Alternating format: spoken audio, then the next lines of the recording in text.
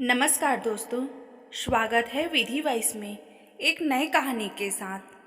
आखिरकार वह किस घर को अपना कहे। तुम्हें कितनी बार बताया है, मेरे तैयार होने से पहले मेरा नाश्ता तैयार हो जाना चाहिए। शादी के 25 साल बाद भी मुझे क्यों बार बार एक ही बात बतानी पड़ती है लता? तुम्हें क्या है? तुम तो आराम से घर पर रहोगी, मुझे काम पर जाना पड़ता है। तुम हो कि हमेशा बेवकूफ़ जैसे हरकत करती हो। अगर तुम यह जानबूझकर करती हो तो याद रखना, मुझसे बुरा कोई नहीं होगा। आज भी प्रशांत का पारा चढ़ा हुआ था। इन कटु शब्दों में अपना गुस्सा उतारते हुए गीला तौलिया कुर्सी पर फेंकते हुए प्रशांत गुस्से से लता की तरफ देखने लगा। लता के लिए प्रशांत का यह बेवजह गुस्सा होना कोई बात नहीं थी। वह महीने में 3-4 बार ऐसे ही लता पर बरस पड़ता था। पहले पहले लता उसका विरोध किया करती थी, लेकिन जब कई सालों बाद प्रशांत में कोई बदलाव नहीं दिखा तो लता ने खुद को ही बदल दिया। अब प्रशांत के कुछ भी कहने से लता कोई फर्क नहीं पड़ता था। प्रशांत की हर बात को वो चुपचाप सिर नीचे झुकाए सुन लेती थी।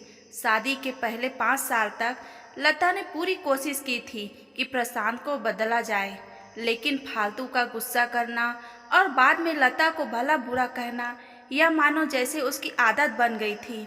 कोई भी वाद विवाद होता तो प्रशांत सीधा लता को बोल देता, अगर मैं तुम्हें अच्छा नहीं लगता तो क्यों नहीं चली जाती अपनी मायके, क्यों रहती हो मेरे साथ? इतना सब कुछ होने के बावजूद लता प्रशांत के साथ रहती थी, क्योंकि उसे अपनी बेटी की फिक्र थी। और वह जाती भी तो कहाँ, अपने बूढ़े हो चुके माँ बाप को इस तरह उस उम्र में परेशान करना नहीं चाहती थी।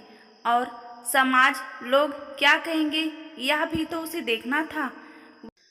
वह इतनी पढ़ी लिखी भी तो नहीं थी कि खुद जाकर कोई नौकरी कर सके और अपनी बेटी का पालन पोषण कर सके। लता को अब अपनी फिक्र नहीं थी, उसको फिक्र थी तो उस अपनी शादी लायक हो रही बेटी की। लता नहीं चाहती थी कि पति पत्नी के बीच की झगड़े की वजह से काव्या डिस्टर्ब हो। काव्या की पढ़ाई पूरी हो चुकी थी, उसके लिए अब शादी के रिश्ते आने लगे थे। कई रिश्तों को काव्या ठुकरा चुकी थी। 2-3 दिन महीने बाद एक अच्छा रिश्ता आया। रिश्तेदारों और पहचान के लोगों ने भी लड़के के खूब गुणगान किए थे। प्रशांत एक शाम अपनी बेटी के पास बैठकर उसे बताने लगा, काव्या बहुत अच्छा लड़का है, पढ़ा लिखा है, बड़ा घर है, बहुत अच्छी नौकरी है। ऐसे रिश्ते बार बार नहीं आते बेटा, इस बार मना मत करना।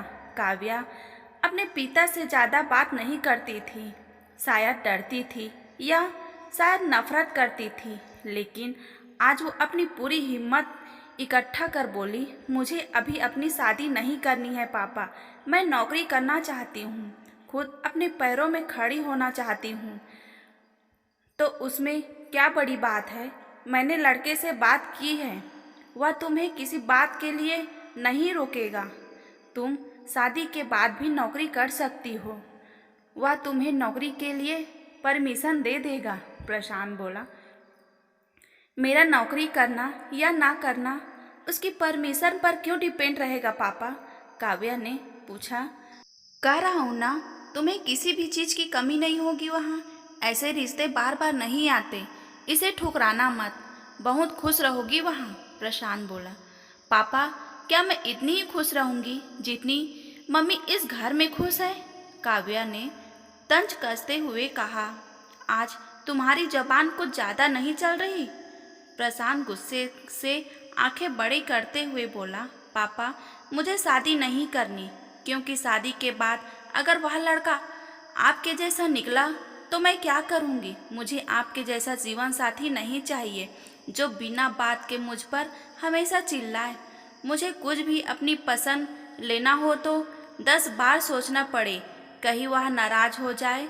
मेरी तबीयत कैसी भी हो, उसे परवाह ना हो, उसकी चेक बुक ना मिले तो भी मेरा ही गलती निकाले और हर छोटी छोटी बात पर मुझे मायके जाने के लिए कहे।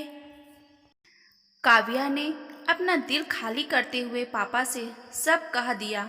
प्रशांत का गुस्सा सातवें आसमान पर था, लेकिन उसके मुंह से एक भी शब्द नहीं फूट रहा था। वो काव्या की बातें सुन रहा था। काव्या उतना ही बोलकर चुप नहीं हुई। आज पहली बार वह अपने पापा के सामने इतना कुछ बोल रही थी। पापा, आपने माँ के साथ हमेशा गलत व्यवहार किया है। आप अपने ऑफिस का गुस्सा बिना सोचे समझे माँ पर उतार देते हैं।